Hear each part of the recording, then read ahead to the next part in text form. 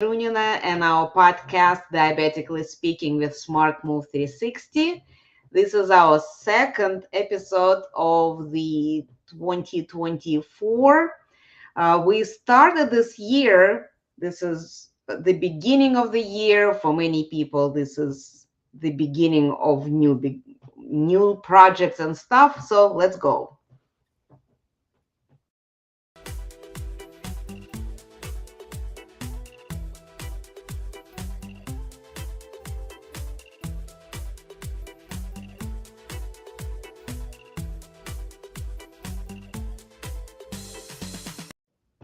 All right.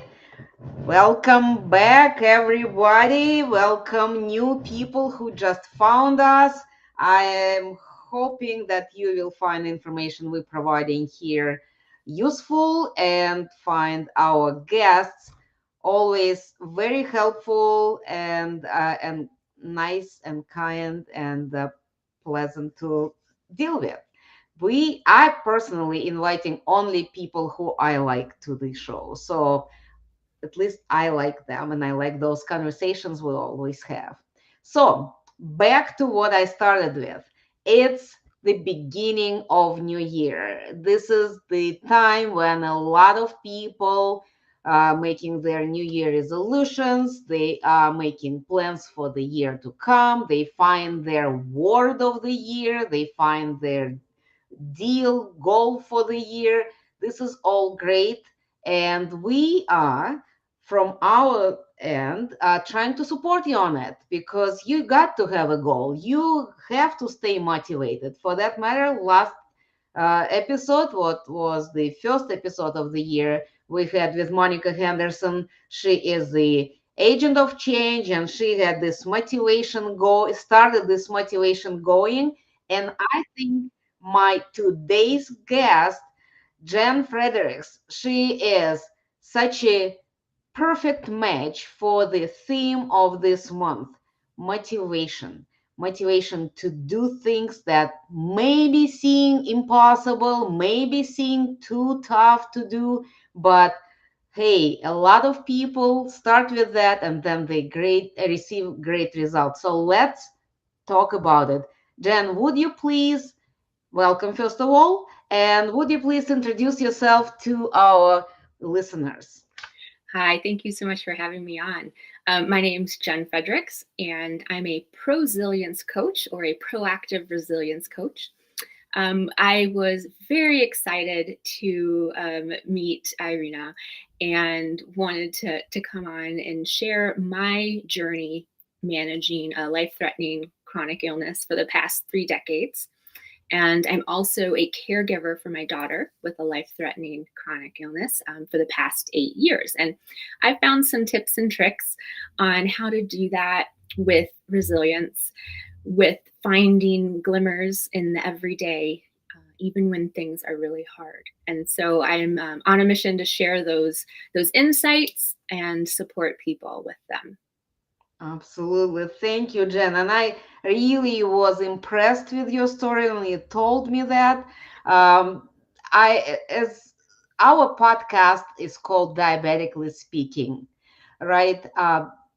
Diabetes, as many of us know, is unfortunately is a epidemic right now around the globe, and unfortunately also not many people are educated on it.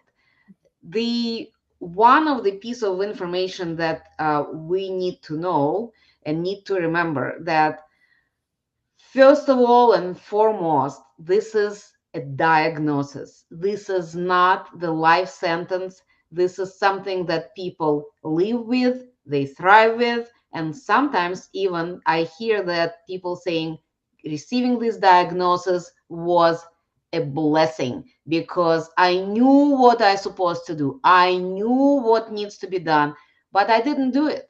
I was slacking out, I was taking it easy, I was not following the basic rules, and as a result, I got this diagnosis. But now, when I am aware that that um, milestone is achieved, I got diagnosed, I can actually do the reverse engineering and actually bring me back to my healthy me when I can do things that I know and love and would like to do.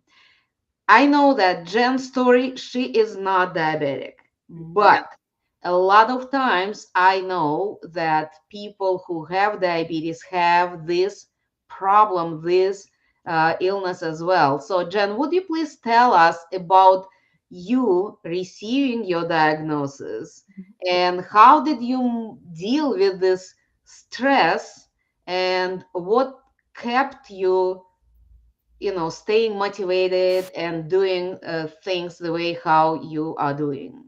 sure. Well, thank you for asking that. As Irina mentioned, I am not diabetic. I, however, was used as a case study for diabetics of why it's so important to take care of your diagnosis. I am actually a two-time kidney transplant recipient. I received my first transplant when I was 15 years old, so, like 30 years ago. And it was from, we didn't really know what caused my kidneys to fail. Um, they believe it probably was a virus, a virus that Mhm. was created that I was just, my kidneys were predisposed to being affected by that virus. So when I was 14 going on 15, I was on dialysis for about 6 months when my kidneys completely failed. And I recall sitting in the children's hospital I was in, which great care. I love children's hospitals.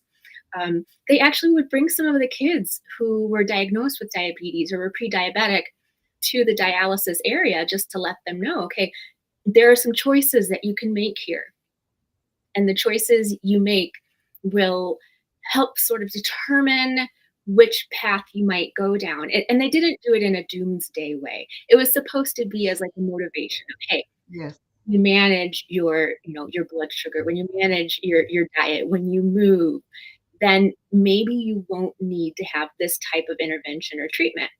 And I didn't mind that. You know, Hmm. just as now, I like to be able to share information with people because when we know better, we do better, as Maya Angelou said. Yes. So, when I was 15, I received a kidney from my dad, and that kidney lasted a wonderful 18 years. I was able to really go through all of the major milestones that you do as a teenager and, graduated college, met my husband, got married, bought our first house, adopted a beautiful daughter. And then in 2012, my kidney decided it was pretty tired. So I was lucky enough to receive the option for treatment again through dialysis for 6 months as we worked up those who were interested in possibly donating to me. And I was gifted another kidney, and this time from my husband's twin brother, which is funny because people will say, why didn't it's a twin? Why didn't your husband just give you the kidney? Well, they're fraternal twins. So Hmm. the markers that need to match up to be a good match weren't there. So I was very, very blessed to receive a kidney from my brother in law. And we just celebrated 11 years out from my second kidney Wow. transplant. Thank you. Congratulations. Yes. So, let me ask you, like, just a refresh. This is an impressive story, and I think that it just to know that when you are doing what you need to do, you could deal with many different challenges that life can throw at you. Mhm. So, say, let me ask you that. You just mentioned that you had this all going on well for you. You graduated from the college, you got family, you got the new house, and then suddenly you learned that something is not working as well anymore, and you need to go through the another route. What emotions did it bring at you, and how did you deal with that? Sure. Well, first, I knew that this was a temporary treatment, my first transplant. And Hmm. I was just so ecstatic that it lasted 18 years. And that was even through some Yes. rejection episodes and all of those types of things. So just knowing that challenges are part of life helps me. Mm-hmm. People ask, how am I so resilient? And my first response is like, I didn't know I had a choice. Of course, Yes. everyone has a choice in how they want to live their life. But it was like, well, I have this 4-year-old daughter and I have this job I really love. At the time, I was in corporate marketing. I'm married. I have all of these friends I love to do things with. I love theater. Like, I didn't know I had a choice then to get better again.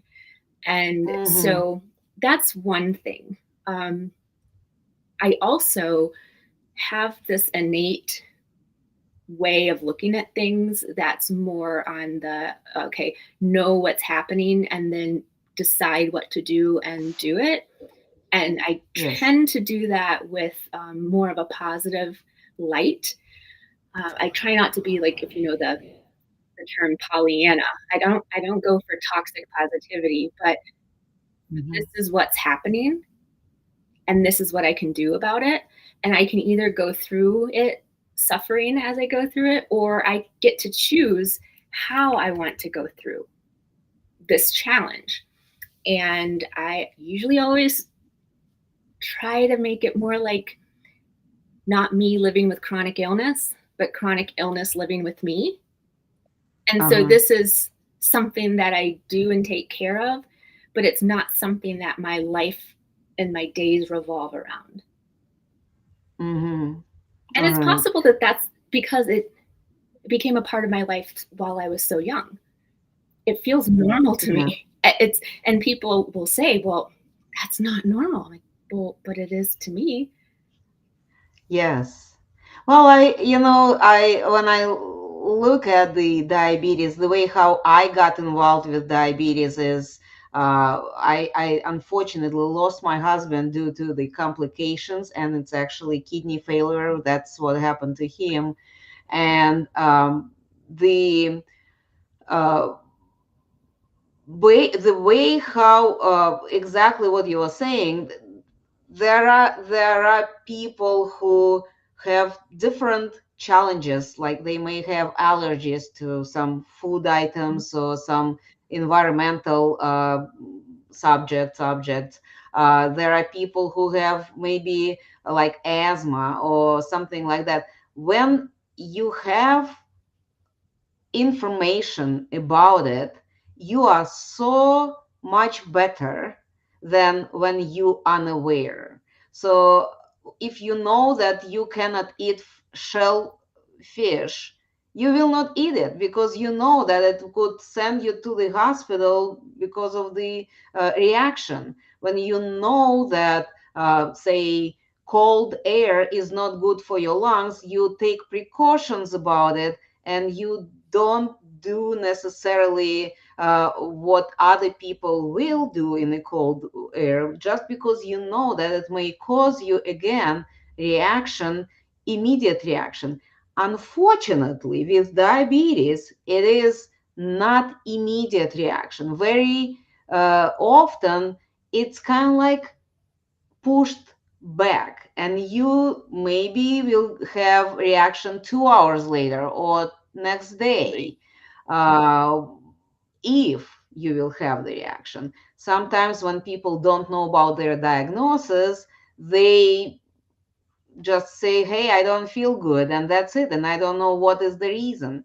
So when you know what you have, what challenge you have, and what reaction you could have, you definitely trying to avoid it. But sometimes you kind of slacking out, Yeah. and when you're slacking out all the time, that's when the problem grows big, that causes you to go Sure. there.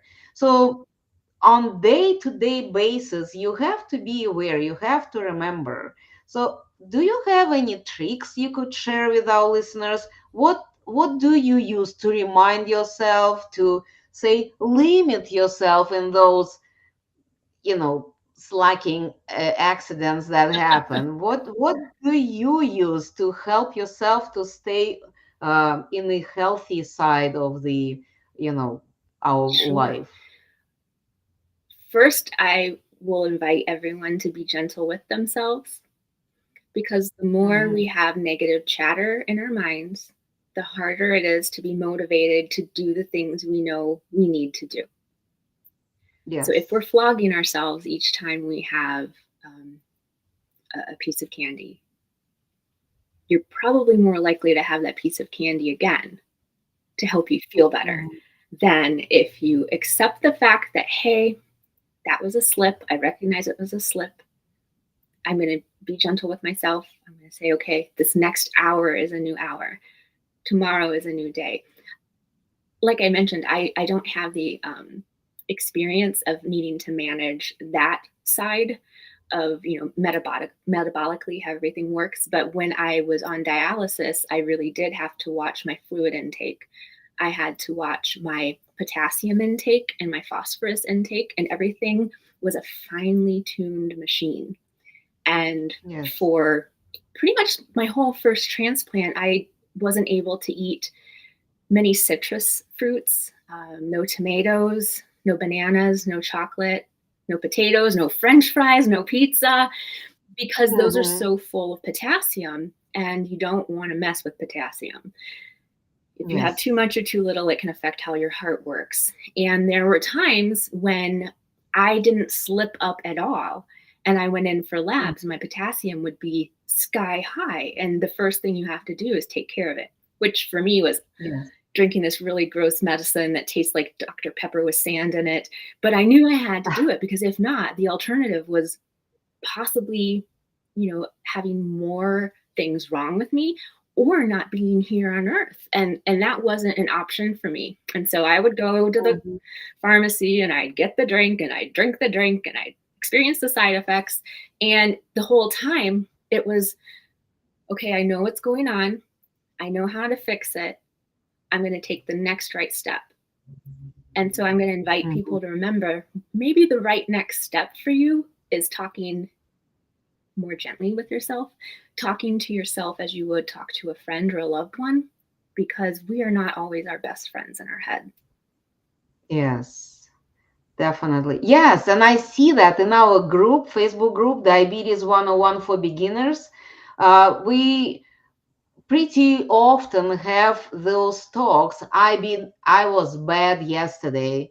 I did this, and now I'm suffering consequences, or now I'm afraid what may Right. happen. And we have, fortunately, the group is very positive in many situations. So we always have somebody saying, "Hey, man," or "Hey, friend." Uh, yes, it was not good decision you made, but look, tomorrow is a better day, a new day. You got to get back on track. Don't let yourself to go down this drain and just ruin everything that you've done, achieved so far. Yeah, So it's so hard sometimes when we see ourselves in the spot that we're in to remember to take a moment to look back and remember how far we've come and celebrate that. One practice I like to do with clients is, when I first start a coaching session, I'll always ask, okay, what's working? What's working? What are yes. you celebrating? And what that does is it gets us into that mindset of speaking kindly and gently with ourselves, but it also actually physiologically changes how we interact with information. It actually Hmm. activates our parasympathetic nervous system, which is the rest and digest part of our central nervous system, rather than the fight flight part, which is the Uh-huh. sympathetic. And so when I ask people that, it helps you kind of reset and regulate your central nervous system a little bit so that you're more open to making the next right choice, Hmm. deciding, what is the next step I want to do? What can I do differently tomorrow without going into the, oh, I'm so terrible. I can't believe I did that. I'm horrible. I'm the worst, patient in the world. Well, that's not going to help you. What's going to Yes. help you is accepting yourself and loving yourself and knowing that you are trying the best that you can. And everyone takes a misstep, and missteps and mistakes are usually our Hmm. biggest teacher. So when you can look at Yes. it as an opportunity of learning, then you can move forward in a different way.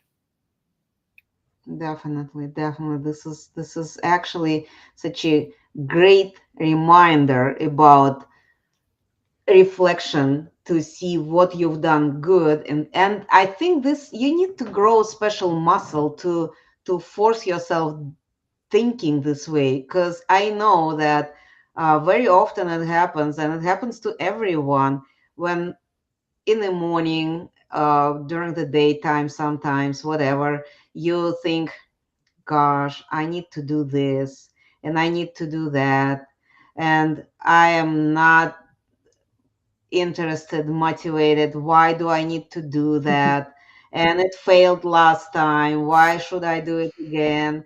And this is how we often talk to ourselves instead of, yes, I'm tired, but another time, my last blood work was pretty good. I am tired, but look, my blood work is better, and I'm feeling right now compared to what it was 4 months ago is very different. I lost this many Mhm. pounds, or I can now go for a 20 minutes walk instead of 5 minutes walk. This kind of reflection to the what is already achieved, uh, we got to remind ourselves because it's not coming natural, isn't it? No, it's not part of human nature. It isn't. Mm-hmm. I mean, our brain is wired to detect threats to our survival, and those are Uh-huh. more prone to show up for us. And I love that you bring that up. And that's some of the work that I do with people that I support, especially through helping them build resilience and proactive resilience. Now, did you know that we are all born with innate resilience? And we all have what an organizational psychologist, Linda Hoops, has identified as 7 resilience muscles. And they may be at work at different levels at every turn of the day, but we all have Uh-huh. access to that. And so I like to help people identify their resilience muscle and which one they want to use in a moment of challenge, whether that challenge is good or bad. I use challenge sort of as a neutral. Adversity is Uh-huh. more of the, okay, this is a big challenge that I need to really do something about, but help them identify those resilience muscles and which they use the most to move forward and through a challenge. And then the other thing that I heard you mention in a way is how we can manage our energy. When you have a chronic illness, or if you're dealing with someone with a chronic illness, I didn't mean dealing, when you're caring for someone with a chronic Yes. illness, energy fuels our resilience. When we do not identify our 4 areas of energy that could be drained while we're managing our own illness or caring for someone with an illness, and we don't find ways to replenish those areas of energy, Yes. we don't have much For chance sure. to really succeed or enjoy Mm-hmm. life. And so, those different areas of energy that I work with people on are your physical energy. Okay, how do we use our body to get things done? Our mental Mm-hmm. energy, what helps us think clearly and quickly?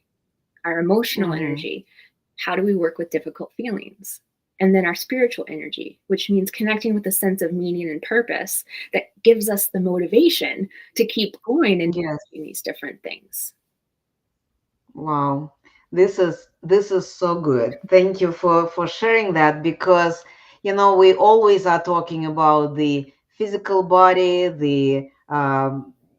you know the exercises, the meals, the sleep, but what you are talking about is something that we're really lacking on. This is not much training going on this, how to keep your head clear and see what you want, recognize what you want, because we are so getting sucked into the day-to-day routine and day-to-day challenges, and do not even notice that sometimes we're just staying in the same spot, not moving Sure. forward.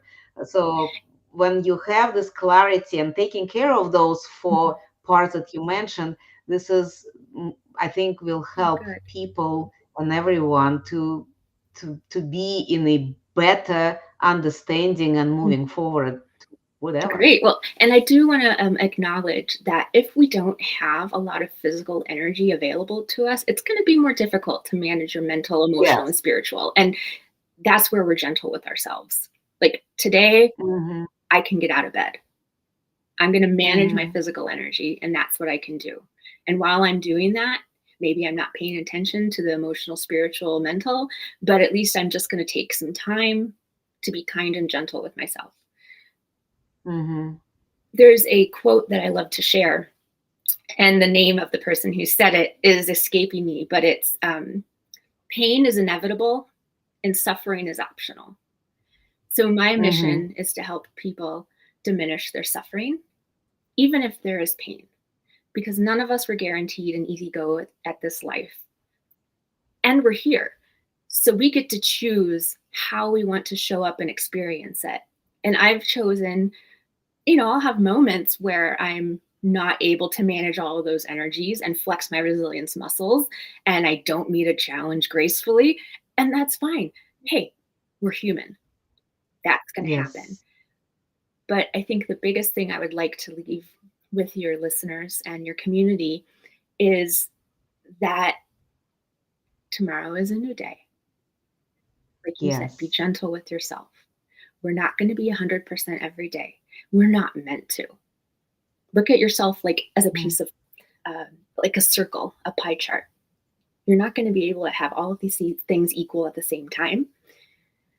So just recognize where you're at, acknowledge it. This is what I can do. It's amazing that I can do this. And just understand that those things will flex and move as you go through your life with chronic illness. Definitely. Jen, this was such a great conversation. Unfortunately, we have to wrap up, Sure. but I'm so happy that you was able to join us today, that you um sharing with us all this information. This is so much, seeds for Mhm. thought. You can really contemplate on every statement that you made, on every piece of information you made, and I hope that our listeners will use it.